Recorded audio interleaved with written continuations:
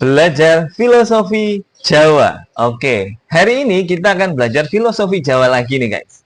Nah, yang akan kita angkat adalah Memayu Hayuning Bawono. Nah, maknanya apa? Maknanya adalah berusaha menjaga keharmonisan dan keseimbangan pada kehidupan kita sehari-hari. Contohnya begini, menjaga lingkungan, buang sampah juga tidak sembarangan, menjaga toleransi antar umat beragama, baik yang antar agama maupun antar agama dan kepercayaan. Karena kita selain agama juga ada penghayat kepercayaan kepada Tuhan yang Maha Esa.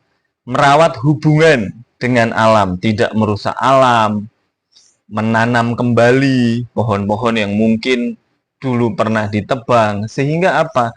Keseimbangan semesta itu terjaga. Jangan sampai apa yang sudah dibuat oleh eyang-eyang kita zaman dulu, leluhur-leluhur kita zaman dulu, yang sudah dibuat baik, terus kita rusak. Itulah Memayu Hayuning Bawono.